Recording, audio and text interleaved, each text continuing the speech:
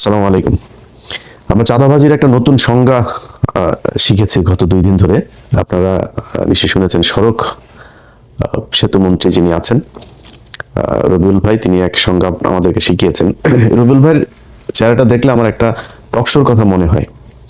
এই চ্যানেলের এই হিজড়াটা আছে না, সময় ইসলাম, এটা এক টকশোতে ওনারা ডেকে নিয়ে ওই সময় ইসলাম যখনই বিএনপির কোনো লোকজনের ডাকতো, এদেরকে আওয়ামী লীগের সাথে মিলে একসাথে অ্যাটাক করতো। তো এর এক পর্যায়ে রবিউল ভাই সব খুলে টুলে দিয়ে উনি টকশোর মাঝখানেই বের হয়ে চলে এসেছিলেন। ওটা আমার খুব মনে হয়, এবং উনি কথাবার্তাও খুব সুন্দর করে বলতেন। তো হঠাৎ করেই ধরেন বিএনপির লোকজনের এই নির্বাচনের পরের দিন থেকে ওনাদের বডি ল্যাঙ্গুয়েজ, ওনাদের কথাবার্তাগুলো শুনলেই না মনে হয় সেই আওয়ামী লীগের একটা লোক বোধহয় কথা বলছে। একদম চেহারা, কথাবার্তার ধরন, দাম্ভিকতা, এগুলো ওই ঠিক আওয়ামী লীগ যেভাবে। এই যে মন্ত্রণালয়টা, এই মন্ত্রণালয়টাও কিন্তু, এই সড়ক সেতু মন্ত্রণালয় কিন্তু ছিল কাওয়া কাদেরের। এই কাওয়া কাদেরও কিন্তু ঠিক এইভাবেই, কথা শুনলেই শরীর জ্বলতো। তো বিএনপির যেই ভাইদের কথা শুনলে এত ভাল লাগতো, একদম নিজের মনে হতো এরা আমার আপনজন, আমার আপন ভাই, এরকম মনে হতো। সেই মানুষগুলো হঠাৎ করে রাতারাতি এত চেঞ্জ হয়ে গেল, বিশেষ করে নির্বাচনের এই আগের থেকে। অনেকে আমাদের প্রশ্ন করেন, ভাই আপনারা কেন সরাসরি বিএনপির বিরুদ্ধে আজকে যে বাংলাদেশ দেখছেন না, এটা আমরা অনুমান করতে পেরেছিলাম, এই জন্যই বিএনপির বিরুদ্ধে গিয়েছিলাম। তো ওনারা নির্বাচনের আগে থেকে আওয়ামী লীগের লোকজনকে ই করে দিবে, আপনার নির্বাচন এই রাজনীতি করার সুযোগ দিবে, সব মামলা তুলে নিবে, এই যেগুলো বলেছে, এবং সেটা এখন করছে। আপনারা দেখছেন বিভিন্ন জায়গায় অফিস টফিস খুলে দিচ্ছে। তো এটার বিএনপির সামনে ধরেন দুইটা পরিণতি এখন যে অবস্থায় তারা চলছে সেটাতে। 1981 সালে জিয়াউর রহমান এইভাবে এই হাসিনাকে নিয়ে এসেছিল। 17 দিনের মাথায় জিয়াউর রহমানকে হত্যা করা হয়েছিল।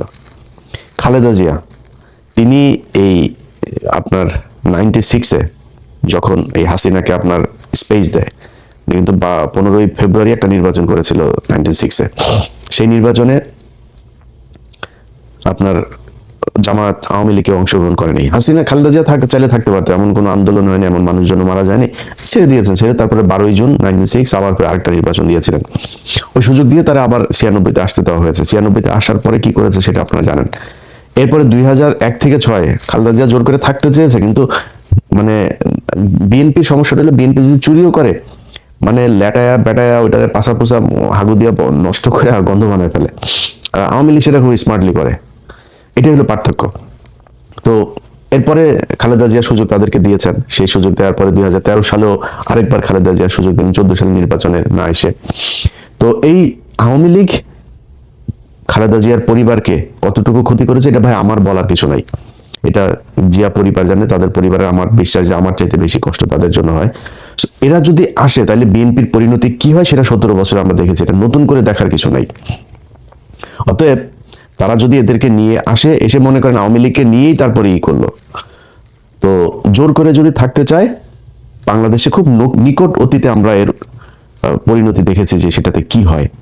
বিএনপি সেই পরিণতি ভোগ করতে হবে যদি তারা জোর করে ক্ষমতায় থাকতে চায়। আর যদি তারা মনে করে নির্বাচন করবে, গণতান্ত্রিকভাবে জামাতের সাথে রাজনীতি করবে, জামাতের সাথে রাজনীতি করতে গেলে জামাত আপনারা যদি নাকি স্বর্ণ দেখায়, আপনি তো আর তামা দিয়ে তো তার সাথে রাজনীতি করতে পারবেন না। জামাত রাজনীতি করে নিজের পকেটের টাকা দিয়ে, তারপরে সংগঠন চালায়। আর আপনি চাঁদাবাজির টাকা দিয়ে সংগঠন চালাবেন, এরকমই হবে। এই যে রবিউল ইসলাম ভাই, উনি একটা কথা বলেছেন, মানে উনি কথাটা হয়তো খুব কৌশলে, এর আগেও তো এই চাঁদাবাজি হতো, ওবায়দুল কাদের কোনোদিন স্বীকার করেছে এইভাবে বলেছে কখনো? বলতে হবে কি, আপনি দেখেন প্রতিটা মন্ত্রী দুর্নীতিকে, এই যে এহসানুল হক মিলন দুর্নীতি করেন আগের বার, দুর্নীতির বিরুদ্ধে ব্যাপক কি করা হবে, সবাই দুর্নীতির বিরুদ্ধে। সব কটা মন্ত্রীর বক্তব্য দেখবেন একই রকম। এইটাই হচ্ছে স্মার্টনেস, বাংলাদেশের স্মার্টনেস এইটাই। চুরি করবে প্রতিটার পেটের মধ্যে। বাংলাদেশে এই পর্যন্ত যত মন্ত্রী গিয়েছেন, সব কটার পেটের মধ্যে দুর্নীতির টাকা, মানুষের ভিক্ষার টাকা, চুরির টাকা, এটা প্রতিটা মন্ত্রীর পেটের মধ্যে। এরা এই দুর্নীতি করার জন্যই এমপি হয়, মন্ত্রী হয়। আজকে যে কথাটা রবিউল ইসলাম বলে দিয়েছেন, এটা আগের মন্ত্রীরা বলেন নাই, বা ওনার আশপাশের মন্ত্রীরা বলেন নাই, এটাই স্বাভাবিক। শহীদুদ্দিন চৌধুরী অ্যানি ভাই আজকে বলেছেন যে না, সড়কে কোনো চাঁদা চলবে না। অ্যানি ভাই, আপনি তো পানি সম্পদ মন্ত্রী, আপনি সড়কের মন্ত্রী বলার কে? সড়কের মন্ত্রী বলে দিয়েছেন চাঁদাবাজি চলবে, অতএব চলবে। এটারে আপনি এখন কালকে হয়তো উনি বক্তব্যটারে সুন্দর করে বলতে পারেন, তারেক রহমান হয়তো একটা থেতানি দিলে হয়তো বলবে সুন্দর করে, বা এই ধরনের কথা ভবিষ্যতে বলবেন, কিন্তু চলবেই চাঁদাবাজি। উনি খুব স্পষ্ট করে বলেছেন যে সরকারি দলের যেই শ্রমিক সংগঠন, তাদের দল চালাতে টাকা লাগে। বক্তব্য কিন্তু খুবই স্পষ্ট। শ্রমিক সংগঠনের এই সারা দেশে বিশাল আকারের আপনার সংগঠন, যে চান্দা আব্বাস ছিল শ্রমিক নেতা, তো এরা তো শ্রমিক না, এরা তো চলে। তো এরা কিভাবে চলবে? এরা চলতে হইলে আপনার ওই চাঁদা তুলতেই হবে, এই ছাড়া কোনো উপায় নেই। সো আপনাকে রাস্তা দুইটা, হয় নিজে চাঁদা দিয়ে তারপরে দল চালাবেন, নাহলে চাঁদাবাজি করবেন, এছাড়া বিশাল এই দল চলবে না। এখন জামাত ইসলাম কি করে? নিজেরা চাঁদা দেয়, দিয়া তারপরে দল চালায়। একজন রুকন, তার বেতন যদি হয় 1 লাখ টাকা, প্রতি মাসে 5,000 তাকে মাস্ট তাদের কোষাগারে দিতে হবে। এটাই ওদের রাজনীতি। এখন এরকম একটা রাজনীতি করা দলের সাথে আপনি চাঁদা নেওয়া রাজনীতি করবেন, তো মানুষ তো সেটা সহ্য করবে না।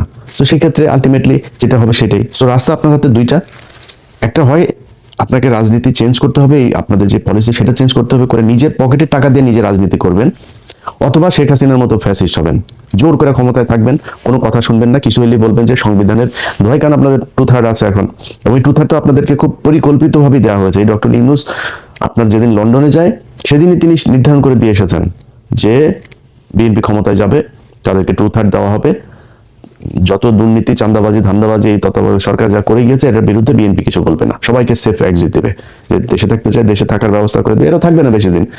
আসিফ নজরুল ধরেন দেশে আছে, এখন থাকবে না। ওই যে আইসিটির ফয়েজ তায়েব চলে গিয়েছে, এগুলো সবগুলির একটা একটা করে কি কি আকাম কুকাম করেছে এই এখন ধরবো। ক্ষমতায় যখন থাকবেন তখন বলতে না পারলে ক্ষমতার পরে তো বলতে পারবো। সো এখন ধরা হবে একটা একটা করে। ফয়েজ তায়েবরে নিয়ে কাজ চলছে। তো এই আসিফ নজরুলরা এরা 2 দিন পরে দেখবেন চলে গেছে, টাকার তো অভাব নাই, দেশে থাকবে কেন? বউরে দিয়ে আপনার কালেকশন করাইতো, নিউজও তো হয়েছে, আপনারা দেখেছেন। তো এখন এই যে এরা ওই সময় বলে করে দিয়ে গেছে যে তোমাদেরকে 2/3 দেওয়া হবে, 2/3 দিয়ে সংবিধান এবার যেমনি মনে চায় তেমনি তারা কাটছাট করে তাদের মতো করে সংশোধন করবে। এটাই ছিল হয়েছে যে এই তত্ত্বাবধায়ক সরকারের মূল এজেন্ডা। এর বাইরে এই যে সরকারটা গেল 1.5 বছর, 1.5 বছরে বহু কিছু করা সম্ভব। সবচাইতে দুর্বল আর দুর্নীতিগ্রস্ত একটা তত্ত্বাবধায়ক সরকার ছিল, যেটা আমরা বিপ্লবী সরকার বলতাম, সেই বাঞ্চোরটা ছিল সবচাইতে বেশি দুর্নীতিগ্রস্ত। এদের মতো দুর্নীতিগ্রস্ত আর একটা সরকার এই পর্যন্ত বাংলাদেশে তত্ত্বাবধায়ক সরকারে আসেনি। এমনকি এই যে মঈনুদ্দিন ফখরুদ্দিনের যে সরকার না, আমার তো মনে আছে, এদের চাইতে বহু সততা নিয়ে তারা কাজ করেছে। তো তারা আমাদের হাতে এখন ঝুলাই দিয়ে গেল একটা দুর্নীতিগ্রস্ত সরকার। এটা নিয়ে এখন আমাদের থাকতে হবে। তো বাংলাদেশের মানুষের কাছে আমার একটা একটা জিজ্ঞাসা থাকবে যে এই দেশের মানুষ কি মানে এই ঝাড়ুদার হয়ে থাকতে চান, চকিদার হয়ে থাকতে চান? একটা দল ক্ষমতায় আসবে, তাদের কিছু এমপি থাকবে, মন্ত্রী থাকবে, তাদের এই এই যে পরিবারতন্ত্র, এদের চামচা হয়ে তারপরে আপনাকে থাকতে হবে। এখন এখান থেকে আপনি যদি বের হইতে চান তাহলে সিদ্ধান্ত আপনাকেই নিতে হবে। এই যে নির্বাচনটা হইলো, এই যে রাজনীতি হয়, এই যে রাস্তায় ধর্মঘট, হরতাল, পিকেটিং, কোনোদিন কোনো এমপির ছেলেকে আপনার পাশে পেয়েছেন যে সে রাস্তায় এসে তারপরে এটা করে? কোনো এমপির ছেলে আপনার সাথে এই যে ভোট কেন্দ্রে গিয়া তারপরে এই ভোট কেন্দ্র দখলের কাজে মারামারি করেছে, মানুষকে হুমকি দিয়েছে? কোনো এমপি এই নির্বাচনের সময় এমপি মন্ত্রী অনেকের ছেলে যারা এখন মন্ত্রী হয়েছে, এমপি হয়েছে, এদের অনেকের ছেলে দেশেই যায় নাই, ইউরোপে থাকে, আমেরিকাতে থাকে, অস্ট্রেলিয়া থাকে, কানাডা থাকে, পড়াশোনা করে। তাদের পাতলা পায়খানা হইলেও তারা সিঙ্গাপুরে যায় চিকিৎসা করতে, আর তোদেরকে বানায় রাখছে বোকাচোদা। তোরা পৃথিবীর সবচেয়ে বোকাচোদা জাতি। এটারে ওই মঞ্চে করে জনসভা করে না, বীরের জাতি, আমরা এই বীরের জাতি, 71-এর বীরের সোগাটা ওইখানে মেরে দিছে তোদেরকে। তোরা পৃথিবীর সবচেয়ে নিকৃষ্ট জাতি, মানে আমরা পৃথিবীর সবচেয়ে নিকৃষ্ট জাতি। এদের মতো এরকম কামলা খাটা জাতি পৃথিবীর মধ্যে আর কোথাও নাই। আমরা পৃথিবীর যেই দেশে যাই, বাথরুম পরিষ্কার, রেস্টুরেন্টের কাজ, সিকিউরিটি, যত নিম্নমানের কাজ আছে এরা আমরা করি। মিডল ইস্টে যান, যে আমেরিকা থেকে বিশাল ভাব সাপ নিয়ে আমরা দেশে যাই না, কোট সুট মুট পরে টরে সব করে এখানে ফকিরনিগিরি কামলা দিয়ে তারপরে যায়, ভাব মারায় আমেরিকা থেকে এসেছি। এই হলো অবস্থা। এরপরে কি হয়? পোলাপান বড় হয়, বড় হয়ে তারপরে মনে করেন যদি মেয়ে হয়, বিশেষ করে ধরে একজন বিশেষ এক জাতিকে ধরে, ওই বিশেষ জাতি সাদাটা দাও পায় না, বিশেষ জাতিকে ধরে তারপরে পরিবার শেষ। এরপরে বাপ মা বুড়া বয়সে যায়, তারপরে করে কি না এই দেশে আর থাকবো না, চলে যায়। এরপরে যায় দেশে গিয়ে এতিমখানায় টাকা পয়সা, আমি পরিচিত লোকজনের এগুলি নিজের চোখের সামনে দেখা, এই জন্য বললাম। এটাই আমাদের জাতি। আমরা, আমার দেশ নাকি সোনার বাংলাদেশ, এই সাউয়ার বাংলাদেশ রে, সাউয়ার বাংলাদেশে বাংলাদেশের মানুষ থাকতে পারে না। দেশের মানুষ বাইরে যায়, কামলা দেয়, টাকা পাঠায়, সেই টাকা ওরা পাচার করে বিদেশে পাঠায়। এটাই হলো বীরের জাতি। তোদের যদি লজ্জা থাকে তাহলে ভবিষ্যতে এদের এই ঠিকাদার, পাহারাদার, চৌকিদার, কামলা দিতে সামনে আর যাবি না। তোদেরকে দিয়া এই নির্বাচনের মাঠে কেন্দ্র দখল করায় তোদের কি চাকর বানায়? তোরাই চাকর।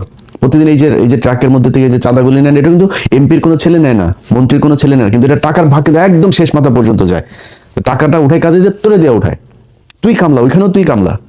সো এই তোদের মতো কামলাদেরকে দিয়া এই দেশে এরা রাজনীতি করে এদের ছেলে মেয়েদেরকে বিদেশে পড়াশোনা করে, নিজেদের কিছু হলে তারপর ট্রিটমেন্ট নিতে যায় সিঙ্গাপুর, থাইল্যান্ড, ব্যাংকক। বাংলাদেশে এদের ট্রিটমেন্টও নেয় না এরা। এইভাবেই চলছে, একদম চোখের সামনে এইভাবে চলছে। প্রতিটা মন্ত্রী, এমপি সব করার সন্তানের পেটের মধ্যে চুরির টাকা, দুর্নীতির টাকা, এই দেশের মানুষের ভিক্ষা করা টাকা এগুলি। এই যে বলেছে না যে এদেরকে চাঁদাটা নাকি এমনিতেই যারা স্বেচ্ছায় দেয়, স্বেচ্ছায় মিয়া ফাও কেউ টাকা 1 টাকা দেয়। আর যদি স্বেচ্ছায় নিতে চাস তাহলে তোর লোকজনরে বল যে থাল নিয়ে বসতে, আল্লাহর রাস্তায় 2টা দেন বলতে বলবে।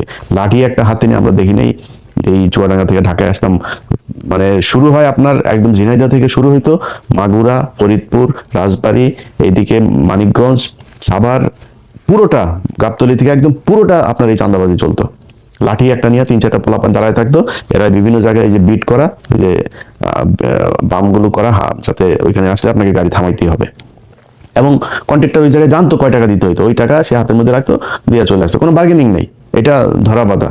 সো সবাই জানে আপনাকে দিতেই হবে, তাই আপনি দেন। আপনি থাল নিয়ে দাঁড়ায়েন তো দেখি স্বেচ্ছায় কিরকম দেয়। সো এটা স্বেচ্ছায় টাকা না, আপনি জোর করে ভিক্ষা নিচ্ছেন। এই ভিক্ষার টাকা একদম শেষ দলের শেষ মানুষ পর্যন্ত যায়, এটাই যায়। মনে করার কোনো কারণ নেই যে এমপিরা যে আপনার মনে করেন দলের সর্বোচ্চ নেতাদেরকে আপনার এই যে টাকা দিয়ে তারপর মনোনয়ন নিয়েছে, এমপি টাকা কই পায়? ও একদম একদম এই ভিক্ষুকের কাছ থেকে যে টাকাটা নেয়, ফুটপাতের যেই একজন হকারের কাছ থেকে যে টাকা নেয়, বেতনের কাছ থেকে যে টাকা নেয়, সব টাকা ওইখানে যায়। তোদের পেটে এমন কোনো অসভ্য টাকা নাই, এমন কোনো ছোট টাকা নাই যেই টাকা তোদের পেটে যায় না। সো এটাই হলো বাংলাদেশ। যারা কিনা কাজ করে খায় তারা নিজের হালাল পয়সা তারপরে খায়। এই হালাল টাকাটারে তোরা মানে হারাম করে তারপরে এই এই এই নিকৃষ্ট এই টাকা পয়সা তোরা খাস। এটাই হলো গিয়া তোদের মানে রাজনীতি। সো এই রাজনীতি কইরা যদি নাকি তারা বাংলাদেশে ক্ষমতায় জোর করে থাকতে পারবে, কিন্তু যদি তারা মনে করে যে কম্পিটিশনে যাবে তাহলে সম্ভব না। এবার এই দেশের মানুষ হুমড়ি খেয়ে পড়েছিল দাঁড়িপাল্লায় ভোট দেওয়ার জন্য। কেন, কি কারণে? মানুষ এই চাঁদাবাজি, মাস্তানি, দখলবাজি এখান থেকে বের হতে চেয়েছিল। এই কারণে মানুষ দাঁড়িপাল্লাকে দেখতে চেয়েছিল যে দাঁড়িপাল্লা আসে। তো এই দাঁড়িপাল্লা আছে, দাঁড়িপাল্লা 5 বছর পরে আরো শক্তিশালী হয়ে আসবে। আপনি সিদ্ধান্ত নেবেন যে ভালো হবেন নাকি হাসিনার মতো আরো মানে সর্বোচ্চ ফ্যাসিস্ট হয়ে তারপরে ফ্যাসিজমের মাধ্যমে এই দেশ পরিচালনা করবেন। এই দুইটা, সেটা হচ্ছে আপনি খুব বেশি পারবেন তা না। আমরা ভাই এই গত 17 বছরে দেখলাম তো, আজকে এই যে বাবারে বাবা সারা দেশ বিএনপি, আরে বাবারে বাবা সব বিএনপির লোকজন, বিএনপি সারা দেশে কোনো লোক নাই, রাতারাতি চেঞ্জ হয়ে যায় পরিস্থিতি। এগুলো আমাদের চোখের সামনে দেখা। আমরা তো জীবনের অর্ধেক বয়স পার করে ফেলছি, আল্লাহ জানি না কতদিন বাঁচায় রাখবে।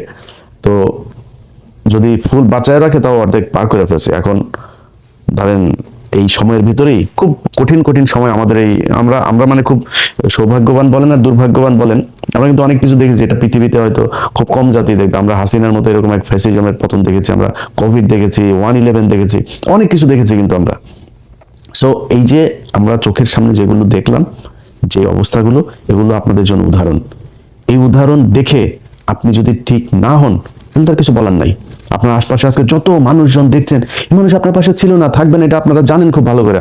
আজকে যে ব্যক্তি এমপি হয়েছে সে যদি মনোনয়নটা না পেত না, বা আজকে যে এই কাউয়া ইয়ের কথা দেখেন, ওই যে এই হারুন পাপিয়ার ঘর জামাইটা, এর আশপাশে কেউ আছে? ওই যে কুমিল্লায় মঞ্জুর মুন্সি বাড়িঘর জ্বালাই দিয়েছে নির্বাচনের পরের দিন। কেউ ঠেকাতে পেরেছে? কেউ তার পাশে আছে? কেউ পাশে নেই। আপনার পাশে যে চৌকিদার, দফাদার, যে ছিনতাইকারী যেগুলো মাদক ব্যবসায়ী এগুলো থাকে, এগুলো সবাই ওই জন্যই, কিছু খাওয়ার জন্যই থাকে, এছাড়া থাকে না আপনার পাশে। আজকে যারা আছে এরা থাকবে না কালকে। আর জামাত ইসলামের এক নেতার সাথে কথা বলছিলাম, জামাত ইসলাম গান বললাম যে ভাই মনে করেন আপনাদের উপরে আবার ফের সে আগের মতো জঙ্গি নাটক সাজায় নানান ভাবে আপনাদের উপরে প্রেশার ক্রিয়েট করা শুরু করলো, কি করবেন? আমরা রাজনীতি ছেড়ে দিব, আমরা মানুষ তৈরি করব। আমরা তো আর কিছু ধান্দাবাজির জন্য তো আমরা রাজনীতি করি না। আমরা সরে যাব। আওয়ামী লীগকে যদি তারা স্পেস দেয়, নিয়ে আসে, তারপরে আওয়ামী লীগকে দিব রাজনীতি করতে। আওয়ামী লীগে বিএনপিরে সোজা বানায় ফেলার একদম যা রাস্তা সেগুলো তারা জানে এবং সামনে তারা করবে। ব্যাস শেষ। আমি শুনে তাজ্জব হয়ে গেছে, যেমন বলে কি, হ্যাঁ যদি এটা জামাত ইসলাম যদি এটা করে, বিএনপি যদি ধরেন এদেরকে নিয়ে আসে, জামাত ইসলাম যদি ওইটা করে, তাহলে বিএনপি বলে দল থাকবে না বাংলাদেশে, জামাত ইসলাম থেকেই যাবে। জামাত ইসলাম রাজনীতি করুক আর অরাজনৈতিক সংগঠন থাকুক, তাদের যে আদর্শ সেটা তারা বাস্তবায়ন করে নিয়ে যাবে। কিন্তু আপনি পারবেন না। আপনি ক্ষমতায় থাকলে আছেন, ক্ষমতায় না থাকলে নাই। আমরা এটা নিজের চোখে দেখেছি। এটা ককটেল ফোটার পরে কিভাবে সব দৌড় দেয়, কেউ ছিল না এদের পাশে। নিজের পার্টি অফিস, সেই পার্টি অফিসে পর্যন্ত যাইতে পারেন নাই। পার্টি অফিসের ঘরের হালকা করে এই কেচি গেটা লাগে, আবার খোলেন, আবার এই চোর পুলিশ খেলা আমরা দেখেছি। এটাই তো বিশাল এই রাজনৈতিক দলের অবস্থা না? সো ক্ষমতা থাকবে না, আপনারাও থাকবেন না। আওয়ামী লীগ যদি নাকি আওয়ামী লীগকে আপনি করে দিবেন, আর ভারত মনে করেন আপনার চেয়ে আওয়ামী লীগকে দূরে রাখবে ক্ষমতা চাইতে, ভারত সর্বোচ্চ জিনিস দিয়া তারপরে আপনার আজকে মিডিয়া দেখছেন না যে একটা আপনার লোক না, এরা আপনাকে খাম্বা তারেক বলেছে, এরা আপনাদের খালেদা জিয়ার বিরুদ্ধে কথা বলেছে, এরা বলেছে। আপনি যান, গেল 1 বছর আগেও আপনি সময় টিভি, 71 টিভি টক শো দেখেন, তাদের নিউজ দেখেন, কত জঘন্য ভাষায় কথা বলেছে। তারাই এখন বসে আছে, আপনি তাদেরকে টাকা পয়সা টাকা নিয়ে কিচ্ছু করেন নাই। এটা আপনারা করেছেন। এখন এদেরকে বসায় রেখে যদি মনে করেন সামনে পরিস্থিতি একটু টালমাটাল অবস্থায় আসে, তারা আপনার পক্ষে থাকবে, তারা সব আওয়ামী লীগের পক্ষে কাজ করবে, ইন্ডিয়ার পক্ষে কাজ করবে, এরা সব ইন্ডিয়ার লোক। ইন্ডিয়াদেরকে বসিয়ে রেখেছে। ইন্ডিয়া কখনোই আওয়ামী লীগকে রেখে বিএনপিকে ক্ষমতায় আনবে না। এটা এর আগে জিয়াউর রহমানের সময় প্রমাণিত হয়েছে, খালেদা জিয়ার সময় প্রমাণিত হয়েছে, তারেক রহমানের সময় প্রমাণিত হবে। সো ইন্ডিয়ার হাতে সেই চয়েস আছে, ইন্ডিয়া সবাই বসিয়ে রেখেছে ওই পারে, সুযোগ পেলেই আস্তে করে এখানে দিয়ে দেবে। চয়েস আপনার, কি করবেন? দলে ঠিক করবেন, নিজেরা চাঁদা দিয়ে দল চালাবেন, না চাঁদাবাজি করে তারপরে জামাতের কাছে হারবেন, নাকি চাঁদাবাজিও করবেন, জোর করেও ক্ষমতায় থাকবেন, এক পর্যায়ে গিয়ে তারপরে ইন্ডিয়ার আওয়ামী লীগের কাছে ক্ষমতা হারাবেন। এই চয়েসগুলো আপনাদের সামনে দেওয়া থাকলো। কেউ কষ্ট পায় থাকলে দুঃখিত। রবিউল ভাই, আপনারাও খুব পছন্দ করতাম, ওই যে বললাম নিজের ভাইয়ের মতো মনে হতো। আপনাদের এখানে মন্ত্রিসভায় অনেক মানুষ আছে, এই অ্যানি ভাইও খুব অনেকবার ওনার সাথে আলাপ হয়েছে, ওনার খুব দুঃসময়ের সময় কি করব বিভিন্ন পরিকল্পনা নিয়ে কথা হয়েছে, এবং অনেক অনেক খুব পছন্দের মানুষজন আছে এই মন্ত্রিসভাতেও। তো সেই মানুষগুলো হঠাৎ করে কথাবার্তা যেন কেমনে কেমনে বলে, তো এটা খুব খারাপ লাগে। আশা করি যা বললাম এটা বুঝবেন, আপনাদের সমালোচনা আপনার ক্ষতি করার জন্য না। আমরাও চাই বাংলাদেশে বিএনপি আর জামাত ইসলাম দুইটা দল থাকুক, আসুক বাই রোটেশন, তারা ক্ষমতায় আসুক, একবার উনি আসুক, একবার উনি আসুক, 2 বছর এই দল থাকুক, 1 বছর ওই দল আসুক, চলো, কোনো সমস্যা নেই। কিন্তু সবার কম্পিটিশনটা হবে ক্ষমতায় আসার জন্য না, কম্পিটিশন হবে আমি কার চেয়ে কত ভালো রাষ্ট্র চালাইতে পারি, মানুষকে কত ভালো সার্ভিস দিতে পারি, এটার উপরে। এই যে এক বিকাশ নুরু, তার বসানো হয়েছে আপনার প্রবাসী ইয়েতে, একে মনে করেন এ এখন লাইসেন্স খুলবে, চাঁদাবাজি করবে, পাগল হয়ে যাবে এর অত্যাচারে। এর দিয়া কোনো প্রবাসী আসিফ নজরুলের দেওয়া হয়েছে? হয়নি তো। এরকম এড়ে দেওয়া হবে না। এই প্রবাসীদেরকে সেই 5 লাখ টাকা দিয়ে মালয়েশিয়া যেতে হবে, সেই পাসপোর্ট করতে কষ্ট হবে, আকামা করতে কষ্ট হবে, দেশে আসার পরে লাগেজ কাটবে, সব একই রকম থাকবে, এদেরকে দিয়ে হবে না এগুলো। তো তারপরেও মনে করি হোক, ভালো কিছু আশা করি। না হইলে এই যে আসিফ নজরুলদের মতো এরকম সব পাবেন।